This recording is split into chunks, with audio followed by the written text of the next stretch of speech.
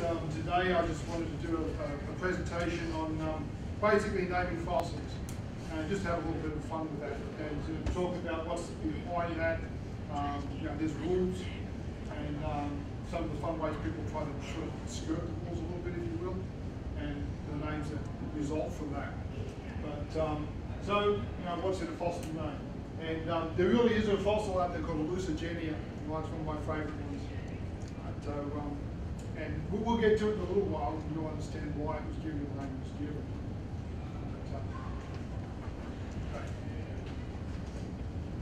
But sort of basic intro stuff first. If you're going to identify an organism, then you have to run with the Linnaean system. Linnaeus basically came up with an idea where you could classify organisms according to shared characteristics.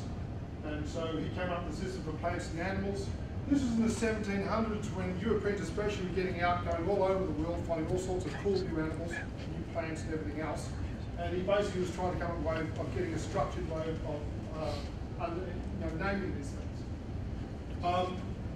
It's all based on recognised similarity. So things that look similar mean that they are probably similar organisms.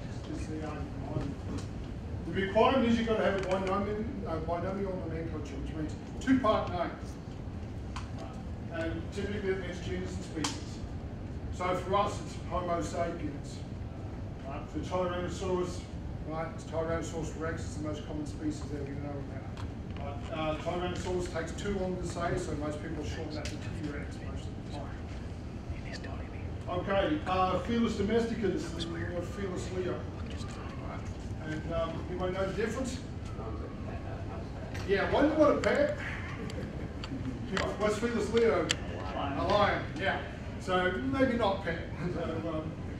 And so the classification is set up in reducing order from, we have a domain and kingdom, phylum, class, order, family, genus, and down to species.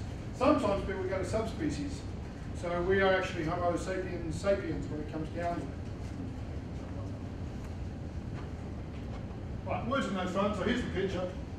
So for our group vertebrates, we have the subphylum Vertebrata, which we all share one backbone. Right? Class Mammalian, right? Typically hairy. Right? And we have mammary glands, at least some of us. Right? Order Carnivora. Right? What's that mean?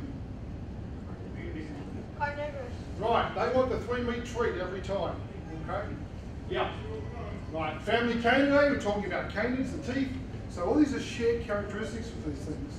Then finally down to genus Canis, so we're talking about a dog, and then we get to the trust, we've got the coyote. Right, so you have this hierarchy of names. Right, when you do the names, you're actually supposed to either underline or italicize the name to make sure that everybody understands you've got genus and species. Genus is capitalized, species is not. So that would be the formal spelling for Tyrannosaurus rex. Right? That translates, of course, to the kingdom of the tyrant lizards. And we're going to go through a whole series of names, and people get to use the names, come up with their own names, and play with that a little bit. So you can have names based on characteristics of the animal. Sometimes it's where they come from. Sometimes it's just sort of fun things to do with the names as well. And that's really what I want to talk to you about today. It's the fun things. All right. This is not a T-Rex, this is Allosaurus fragilis. Right, what's the difference? Right, Trivial Pursuit, yep, no difference between these two guys. What do you look for? Count the fingers. How many? 3. 3. All right. Want to go back? 2. All right, so you'll slay them every time for that one. Okay, Allosaurus fragilis. Right, different, delicate reptile. Right, I don't know what's delicate about this, but you know, this is a big dude. But anyway, a little bit of whimsy in it, perhaps. All right, now Linnaeus was setting up his system for live things. Right? It was a biological classification of plants and animals. So we're going to talk about definition of the species for a start. And this was actually done by Buffon, another Frenchman. And he said, okay, this species is going to be a separate entity, not able to interbreed, right, and has to produce viable offspring with others. Right, so you're not going to get dogs and cats being the same species because of this. Okay? Now that means you have to see the organism interbreeding or breeding and having successful offspring. You've got a problem when we're looking at fossils. Right? You don't see fossils breeding. Right? So what are we going to do? We still have to decide the fossil name, species and genus. Right? And for a very long time, basically, we had to come up with an idea of relatedness by looking at the bones and figuring it out from there. And frankly, that means you have to use the force, right? Which may or may not work out very well sometimes. Right. And so this really is the problem. Right? So you've really got to base on morphology and shape and your own perception. And it does require these educated guesses. But you know, that's where also where the fun kicks into this as well. All right, so here are the rules for naming fossils. Right? Every species has to be described, it's got to be published in a paper or publication of some kind. And here's a recent example of a problem popped up, and I pulled it out because it's Darwinius. And so these folks had found this nice new critter. It's a primate, and we're going to describe it. They got online and they published it. And then some folks said, hey, wait a minute, you've got to publish it in paper. What are you going to do about that one? Right? And so down the bottom here we have the solution. They actually had 50 copies made in hard print, and they were available to find a price of $10 a copy, and all of a sudden you have a legal new name for a fossil. So you have to be very aware of these rules and how they play out. Right, and of course make Darwin happy. I made that smiley face on him. I wasn't sure how to do that and be respectful for Darwin, so I left him alone this time. Right. If you're going to find an animal that can't breed, then you've got to do other things to make sure everybody understands what the genus and species is. So you have to designate a type specimen. Right? That, if you will, is the gold standard for that particular genus and species. Right? And we call that a holotype. Right? Or roughly, most people call it type specimen. And really what we're saying is that, okay, if you find some other fossil bones of the same thing you think, then you need to get to those, that original holotype, and compare and make sure they are in fact the same thing. Right? So you use these things as standards to compare to. Right? What's going to be the problem with that? Found a big old dinosaur, I've got a T-Rex, I've got the leg bone, that's cool, and I'm going to describe the whole animal based on that. What happens if somebody else finds another skeleton? Might find the skull. How are you going to compare the two? Yeah, if you don't have complete material, you also have issues. And so you run into issues with that sometimes. So, other games you can play, or you need to be aware of, is you can have a syntype. And this is where you have two or more specimens of the same species, right? But no one ever really got around to saying which one was going to be the standard. Right? And that happened before rules were formalized, and people had to be really, really careful about it. You have an electrotype, right? So the type specimen this time is newly defined for the species, but it was described before these regulations came into play. Right. You have a paratype.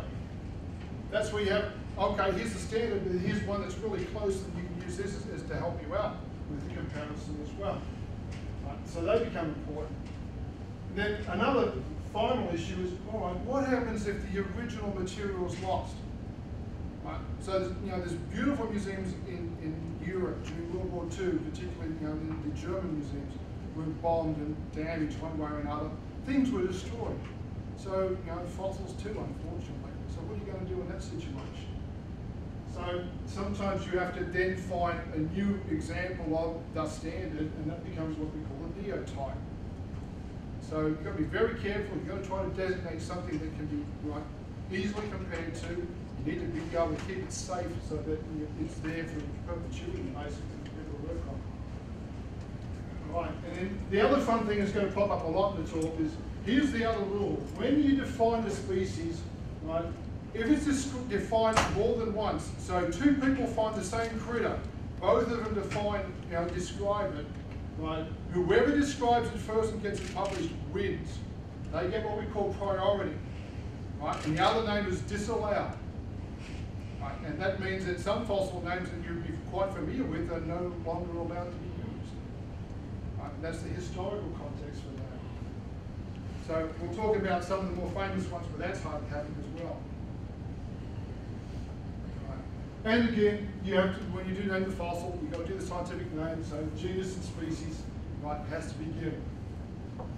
A lot of the names are in Latin, or they are Latinized, and that means that they can be very difficult to pronounce. You can get real major mouthfuls. Right. If you haven't noticed, I'm not quite from this part of the world. You've already got the accent figured out? English? So, yeah, don't be rude. Yeah, so I'm the only true Southerner, I suspect, in the room. You know, we have fossil sites way out in the outback where there are Aboriginal names, and they are god-awful in their own right to try to pronounce. And then you try to Latinize that to come up with a fossil name, and you get these great, you know, tongue twisters on these guys. All right, now, if you find an animal and you kind of know what genus it is, you may not always know what the species is. You don't have enough material to really figure that out. So when you do that, you can name the genus, and then you just use the little term SP for species. So it's a species of this genus, but we don't know which one. So sometimes you'll see that out there as well.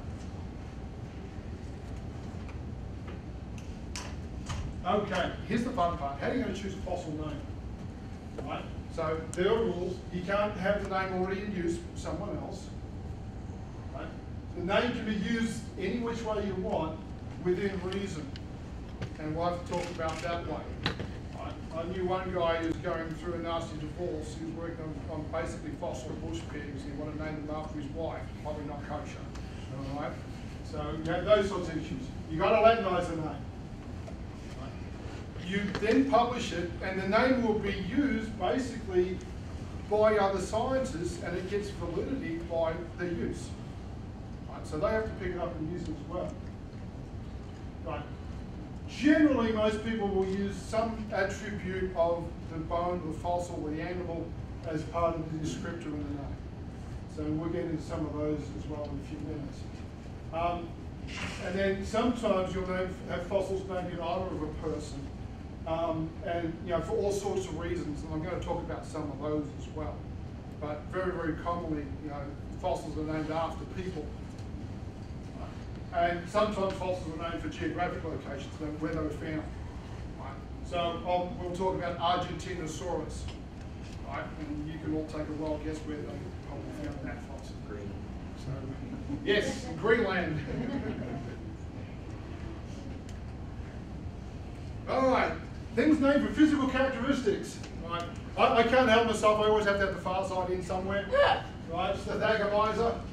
And so sometimes you have attributes on things, you know, those things, you know, make it into the name one way or another.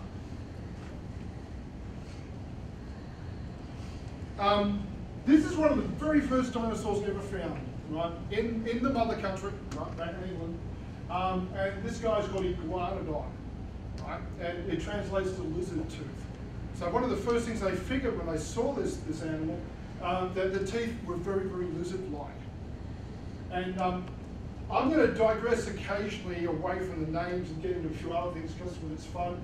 These are some of the original drawings done for Iguanodon. And just sort of always watch out for figures of what people are doing. Right. Can you see this guy? What's he look like in a modern animal? Cupio iguana, yeah, it's kind of low, right, kind of reptile-y, and that's going to go with the teeth. What about this? Bear. Yeah, it looks like a bear, a big old mammal of some kind, right? They didn't know what they were looking at. They had no experience with anything like this. And so the artist is having an each-way bet on what's going on here. And always be aware when you see drawings and figures, somebody is selling you something. Good, bad, or otherwise, but that's the truth of it. Right. This is the actual bones that were found at that time. And so you can see you've got, you know, most of the front, most of the back, right, some of the vertebrae, a few of the tail, right, and this is bone up here. And then look, right, the iguanodon part, there's one tooth that looks like lizard-like. Right, none of the skull. Right. And there's really cool horn on the top here. Right. This is iguanodon sort of through the ages. right? And so here's our original drawing again with a bear with a horn on his head, right? And that's because they didn't have the skull, and they had this long pointy thing of like, what are we going to do with that? Well, it looks like a horn, so we'll do it up here, right? And if you look, where it's gone here, it's his thumb, right? So this poor dude spent a long time in the museum, right, with his thumb on his nose, all right? That's the way it goes.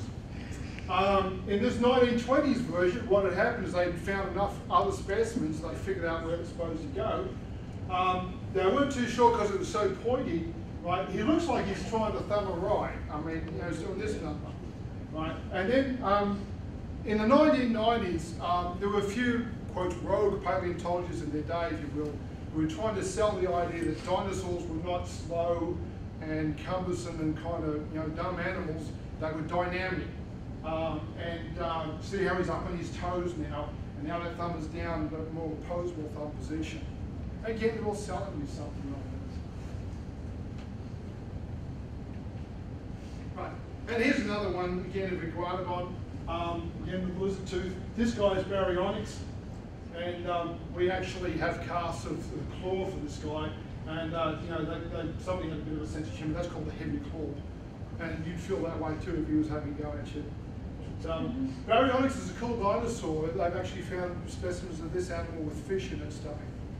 Right, so we always worry about, you know, dinosaurs eating meat or plants, but it's like no one ever thinks that maybe they went out and had some nice grilled fish occasionally. So,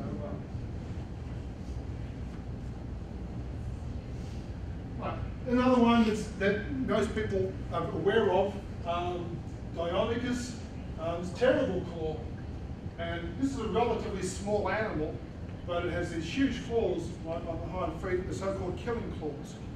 And again, there's another famous dinosaur that had that one made in Jurassic Park. You might know which one we're talking about? Yeah, Velociraptor? Yeah. Right. And again, be aware of this one, the actual dinosaur they modeled Velociraptor on was Utah Raptor. Right? Velociraptor is not a very big animal. And so you've got to have something big and kind of mean and scary for the kids to be chased by, so they actually went with something a little bit larger. But the characteristic is they have this big, large claw. It's a big sickle. Right? And what do they do with that thing? Anybody know? Stab stuff. Yeah, they stab stuff, basically. You see the size of the animal they're chasing, right? If you kind of go one-on-one, you're going to lose. It's like wolves sticking out an elk. Exactly. They work in packs, and they do it smart. And that means instead of trying to kill the animal, you use this claw to make big cuts, right? And then you go and have a cigarette, you talk about the football, you know, what you're going to do tomorrow night, and you let him bleed to death the weekend before you go in and for the kill and feed. There's an Australian bird that has that same. Yeah, I mean, some of those guys got huge claws. So there's one called Baryonyx. It's a 12-foot tall bird. Now, probably wants a cracker. Now, right, everything on that. Huge. Okay, another name, Pachycephalosaurus. Right, cephalo means head. Pachy, you heard of pachy? It's thick. All right, this is the bonehead or bony-headed dinosaur. Right. So, and it has this amazing skull on it. And, you know, nice artist drawing there. What do you do with a skull like that? Right, one suggestion is this. Right, it's the boys getting out on a Saturday night. They're going to impress the girls. Here they drive around in cars. In those days, they used to bang heads. Of course, right here they do that later on anyway, but it just still goes down. Right, but the suggestion is that that thick skull was there, right, for mating rituals, if you will, right, banging the dogs together. But again, the name is describing, right, an important characteristic of the animal. Right. I love this artist drawing Microraptor. He wanted to show that the bird was small, right? It was also short-lived, right? So small bird of prey for this one, right? They're making a bad life decision with that large dinosaur. Right. Human fossils have the same thing. This is Homo habilis, right? That translates to handyman. Any guesses what they found with these skeletons? Yeah, tools. Yeah. It's like, yeah, which one would I go for? I don't know. So, can't leave out the ladies either. So, yeah, so the fact that we found tools associated with that, you know, the name is trying to tell you something about the important attribute of these guys. All right, sometimes fossils are named for people. Whoever discovered the fossil will often go that way. People who worked on the fossil material, sometimes when they supported the research. Right, so we can do this in grade. Larry Bristol used to work as an instructor in the geology program. And he also worked out at grade. He actually had an interest in invertebrate fossils. And so we have Larry's Bristoli holding the stick for us here. When the red panda here was found, his name was incorporated into this. So he was actually out there and actually found some of the material. That's right. So, you know, to basically give him a congratulatory heads up, if you will, we went for the name. Too many words on this one, but my name is Whitelaw, and yeah, as an undergraduate I worked as slave labour, as we all do for other faculty. And my job was to take large blocks of limestone and put them in acid baths, and the acid would eat the rock a little bit faster than the bone. And we got a whole bunch of marsupial fossils out of these sites. One of them turned out to be a brand new animal not known to science, and so the professors I was working for named that one after me. So, you know, even us, you know, grovelly people can get named occasionally with these things. But, and if you want to really know, I'm named after some teeth. So, I used to work for the Melbourne Museum, and we would go after dinosaur fossils in rocks about 115 million years old, east and west of Melbourne. And during the summer, we'd have 3 months clear as students to go down and work these sites. And the cool part in Australia is that in the summer, most people prefer not to work, all right? And so Atlas Copco was a mining company. They supplied jackhammers and drills and so on. And the honest truth is they actually had nothing to do with that equipment during a lot of the summer.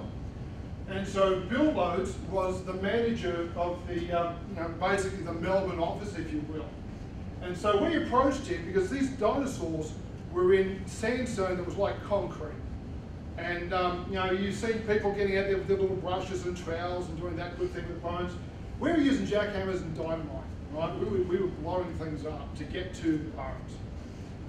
And so we approached Bill, and he said, I'm going to loan you equipment. So he got a tax write-off, and we said, we're going to get everybody down, and they're going to, you know, the news and media, and they're going to film us digging, and we're going to wear Atlas Copco t-shirts and hats, and you're going to get lots of free advertising. And in fact, we even approached the local media to get them to come down. And they came down in their helicopters and they all filmed each other. And so Atlas Copco, you know, gave us a lot of support. Right? And so there was now Atlas Copcosaurus load zone. Right? We did the maximum amount of sucking up we could do. Right? And that kept things going. And you know, Bill really liked this. So he would bring down oil, you know, lubricant for the drills and the jackhammers. And he would also bring lubricant for us. And large trailer loads of lubricant. And we did very well under him. And so, you know, these things sort of work very well. We used to do the media all the time because they really liked the press. And, you know, we approached all the television stations in Melbourne. And they all kind of declined to come down. It was about 100 miles down the coast. It was too far to drive. So one of them said, we'll send the chopper. So Channel 7 sent their chopper down. So Channel 9 heard about that, so they then sent their chopper. And then Channel 2, and then Channel 10, right? What we were trying to do at that point is the rock was on a rock platform and we had to get it lifted out before the winter storms came and took it away. None of them would help us out, but we approached the Victorian police and they sent their rescue helicopter down there. And right, so the headline was, Victorian police saved dinosaurs. Right? And they all filmed each other doing this. And we had 5 helicopters and 2 planes circling around over here. Right? And it kind of leads into this. Pat and Tom Bridge were the 2 profs that I worked for in Melbourne. You know, the sites were highly unusual, so we found lots of different, you know, new dinosaurs. And so they have become quite prolific namers of dinosaurs. And so I thought I'd sort of run with a few of these things. And you know, some of the names of this Apatosaurus there. We have an Allosaurus, which means it looks like an Allosaurus. It's only about 6, maybe 7 foot tall. It's a pygmy Allosaurus. It's very small. And we think maybe because it's living so close to the South Pole. But Australia's split away from Antarctica have been moving north. So these dinosaurs would have been within the Antarctic Circle when this was happening. But they had 2 kids. One of their children was Leallan. So we have Leallanosaurus. Right? And in fact, the reason we found that is Leallan was just a little type, total pain in the rear end. Mum took her off to get her away from us while we were working, and while she was doing that, they actually found another fossil out the crop. And some of the stuff that came out of that, right, was a new, small little dinosaur, so we call it Leallanosaurus. Right? So they also had another kid, Tim, so we have Timimus. Right? So we've got the kids right in there. And then we've got Quantosaurus in here as well. Anybody figure that one? Yeah. So, yeah, so the names come up. Other people just do it with celebrities. Right, so we have Allosaurus. You ain't nothing but a hound dinosaur. Okay, so people like to do things like that.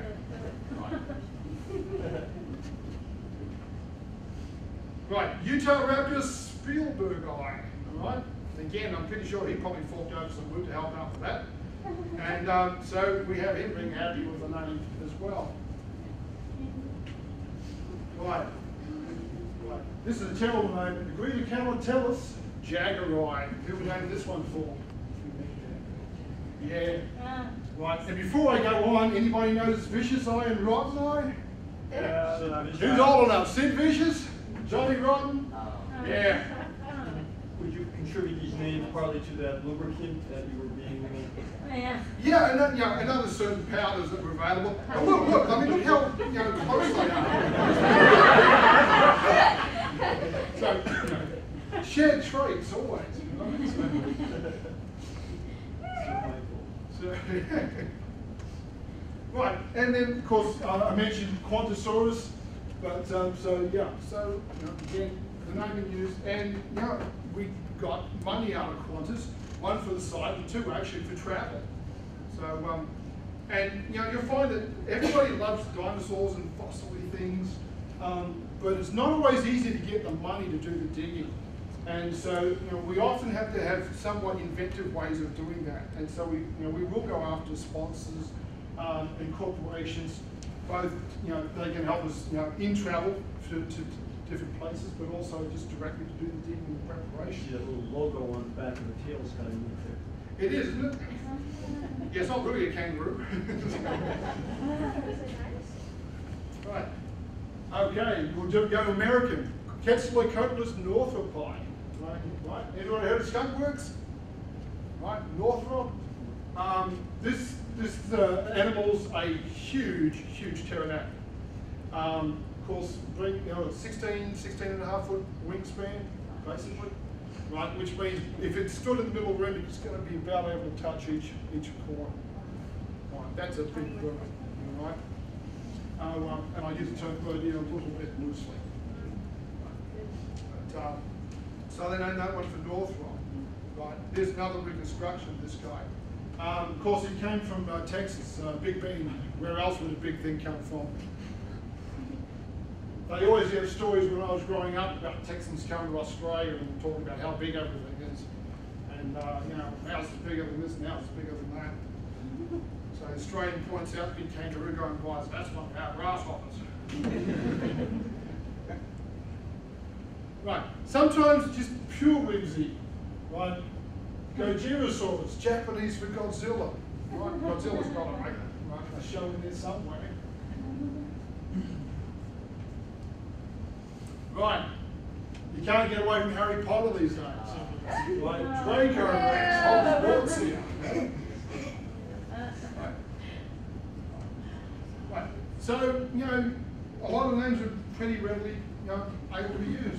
One of my favourites is another Australian one, right? Monty Pythonides. Right, it's found in Riversley, which is up in the Northern Territory in Australia. And the story for this is kind of cool in that it's not, the people who were, the editors running the journal were not too sure about this name. They thought that might not be kosher. And so these guys had to explain the name. And they said, well, we've got a big snake, so it's a python. And we found it near a hill. And hills, of course, in Europe are called monts. And so we have Monty Pythonides, which is total like BS. And God bless them, the guys from Python got something named for them. So, have to say, since then, unfortunately, more material has been found, and they figured out that they were actually looking at a pre-named snake, and so the name now is not going to be valid. All right, Bambi Raptors, fine very well. All right, named after, of course. All right, there's Bambi, and there's Thumper. Bambi's got another little flower for Thumper. As soon as Bambi hands it over, it's going to rip his head off.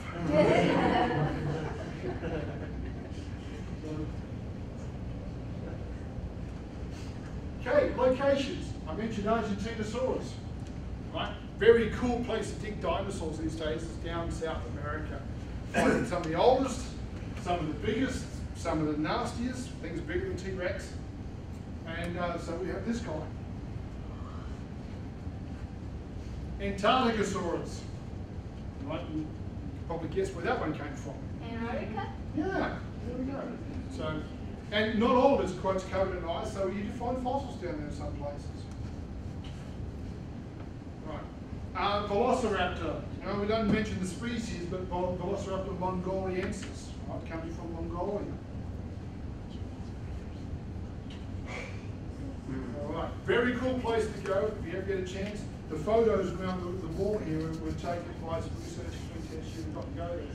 I went on one of those trips. It's an excellent place to go visit if you get a chance. But sometimes the names are done to impress people because cool names attract funding. Right? You need to get more money, so you come up with a cool name everyone's going to remember, and then maybe that'll get your chances up a little bit, get some more money. And so there was kind of an arms race, if you will, for some of the really big dinosaurs. We had Brachiosaurus. Then somebody else found something a bit bigger, so that was Supersaurus. And then it was like, aha, I've got Ultrasaurus coming up next. All right? And on it went. And they're all trying to sell a really cool name that's going to be remembered and get the money coming in. Right? Which is always what you need. All right. These guys really are big, and I just wanted to throw this in. This is a very old slide. I wish I had a better copy of this, but some of these guys are huge. This is Seismosaurus, right? And there's a little bit of a joke to that one too in a second. But look at the guy in the white coat down here. Right? These are the toes. Right? These dinosaurs, they're digitigrade, which means they use their toes as part of the leg as opposed to having it out in front. Right? That makes them a bit taller. But that's a big, big animal.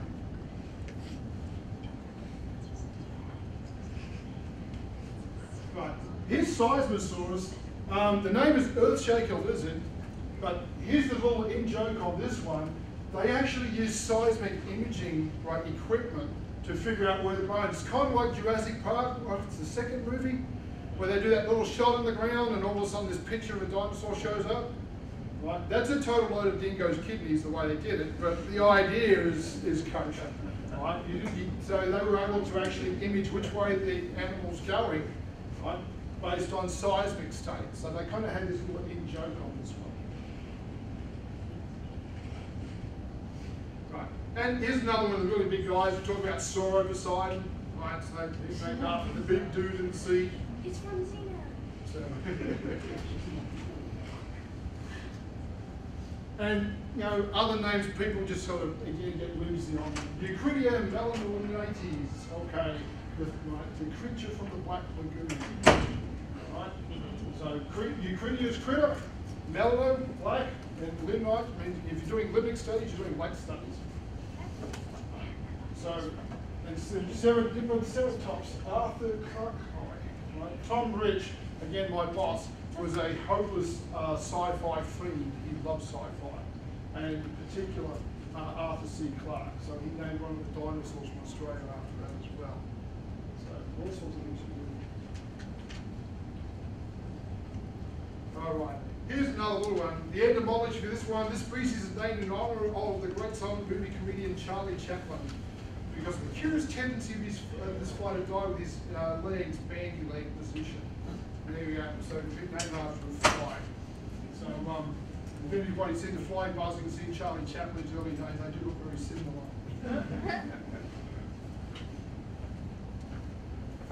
Some animals, because they become so famous, get informal names. One of the ones that most people won't know is Sue, right, the T-Rex, who came to visit here at one point.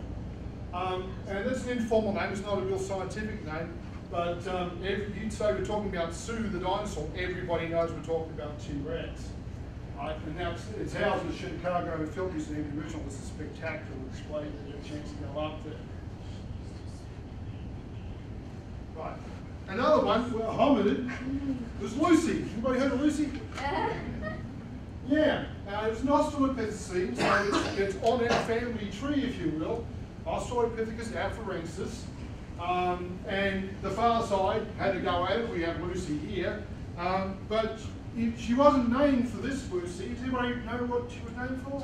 Beetle song. Yeah, it's beetles. Right? Lucy in the Sky with Diamonds. They were doing, right? She was discovered in the 60s. Right? And so we have Lucy as well. Really amazing fossil and very, very important in terms of studying the hominid lineage. So again, I wanted to just say, okay, always be aware what people are selling you in the pictures here. I just have a few Lucy pictures to show you. This is the original skeleton and the pieces parts that were found. And the really important things with Lucy is that the way the pelvis and the femur, the bones go together, is telling us that she's standing upright, right, which is a very human trait. And so there are other pictures done of Lucy trying to sell the idea that Lucy was standing upright. So we have Lucy the thinker here, right? So very deep thoughts, right, very upright posture. And then we have Lucy at the Olympics, right, ready to go. And this is another one that where the bipedalism, the fact that Lucy was upright and walking on two legs is important. There was actually a situation where we found an ash with footprints in it. And if you can look at it, there's actually three sets. There's a little set, there's a big set, and a slightly smaller set. So the artist kind of took that and ran with this. And so we've got this one here. So what do we got going on? We've got Lucy and his old man, or her old man, right, going for a walk. And the volcano's going in the background. What we're missing, what are these footprints over here going to be? Yeah, Junior running around like somewhere. Right, and they're doing this family thing, and they're like, oh, the volcanoes are erupting again, like, the Smiths, they're going to get buried. I hate to see that happen. And it's like, it's so sad. And one more for Lucy, right, and again, bringing it off of just standing upright, that's not good enough. So now we have Lucy, Sunday afternoon, right, family barbecue and picnic, and everybody being very social. And again, artists is selling something here. Right. We also have some famous fossils that just don't happen to have those same names anymore. The names are gone. If you ever want to get entertained with the folklore of dinosaurs, you need to look up O.C. Marsh and Edward, unfortunately named Drinker Cope, right? These guys competed with each other in the late 1800s for trophy dinosaurs. And they literally would steal each other's stuff and do all sorts of things. They would hire people to look into crates to see what was being shipped back to the East Coast for description and so on. But one thing that Marsh did was that he found a dinosaur in 1877 based on just pieces parts, and he called it Apatosaurus, which translated to deceptive lizard. And 2 years later, he had some more bones that were found, and he called them Brontosaurus, right? Thunder lizard. And everybody knows Brontosaurus because most people have seen the Flintstones in some place, right? Anybody not seen the Flintstones? Some of you young ones maybe. I grew up with Flintstones. Right. So yeah, and Brontosaurus became a very famous name. You've got Bronto burgers and Bronto this and Bronto that. Right? But bottom line is, right, because the fragmentary junky material of Apatosaurus was named 2 years earlier, we didn't realise it was the same thing. Right? So Apatosaurus is now the name. You can't use Brontosaurus anymore. Right? And so on it goes. So Marsh actually had a complete skeleton made, and he had a problem. He had the complete skeleton except for a head.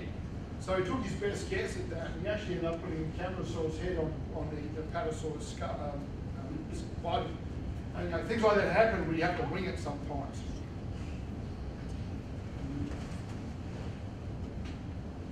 Right. This is a drawing, another drawing of Brontosaurus. I just put this up because it's out of a very famous book, but it's just again underlining how the dinosaurs have changed, or our perception of these things have changed. And the wording, if you can read it, is really kind of fun. Woefully lacking in grey matter. Past its days in the warm atmosphere of its watery habitat in more or less solid condition. Right. So where's the other one? Perhaps too unruly and too stupid to adapt itself to new conditions. Right. Great hulks of flesh. You're not being very kind to these guys, are they? So this is the way people perceive dinosaurs. And these days we really do think they were more vibrant, far more active animals. And so Apatosaurus is in. Look at this dude, man. He's got his toes in there. He's dancing, right? He's a ballerina now. Head down, everything's pivoting. Big old tail out there. Very, very active, very dynamic. So Brontosaurus out, Apatosaurus in, and he gets a body makeover at the same time. Another famous one is Triceratops. Right? And most people know of Triceratops as well. And this guy has these big horns, right, coming out of the top of the skull. My little boys, my oldest boy, had a stuffed animal called, it was a Triceratops. So what's a 3-year-old going to call a stuffed animal with nice horns like that? Yeah, he called him Horny. We had to have a chat about that. So, but right, Horny's out now, and Tyrannosaurus is in. And this time, it wasn't differences of pieces of parts, it was that the original Triceratops was a juvenile. Right? Everybody know what that means? I was doing plastic casting. Yeah, It's young. It's young. And I was in school a little while back, and we were doing plastic casting of some animals, and I was talking about juveniles. I said, okay, does everybody know what juvenile means? This little kid put up his hands. I know what that means. My brother's a juvie. No. And it's kind of like, anyway, yeah, juvenile. And oftentimes, the very young versions of an animal is different, right? They change shape and form a little bit. So it's easy to think you've got 2 different species, right? And when in fact, you've only got one. So Triceratops is out and Tyrannosaurus is in.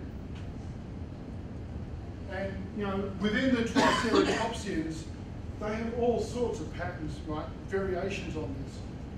Some of these might be male and female, some of them might be small. So we have all those sorts of issues. So the chances of coming up with things that have to be revised later on is quite high. Okay, and then we get down to one of my favourite of all names, favourite names of all time, it's Lusitania. This comes from a fossil site called the Burgess Show. It's up in British Columbia, and what happened was right on the edge of the continent, on the edge of a shelf in the shallow sea. And every now and then that material, those muds, would avalanche down into deep water and bury these critters. And this was at the Cambrian period. This is when Mother Nature was experimenting with all sorts of different body shapes and forms.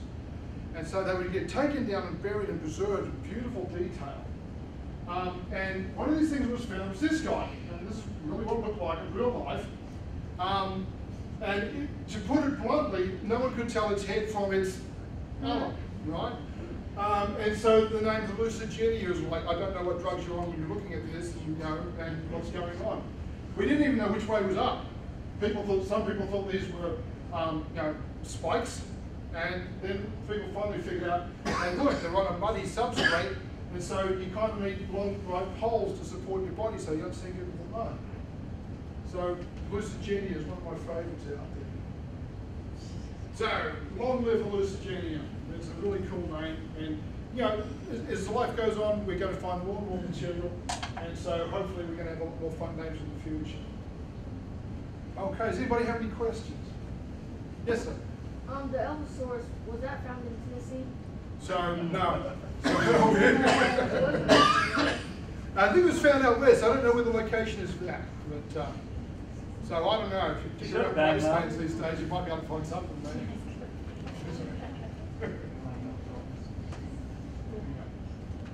Okay, well, thanks for coming. I'm sorry we had a slow start. That's what happened with the computer.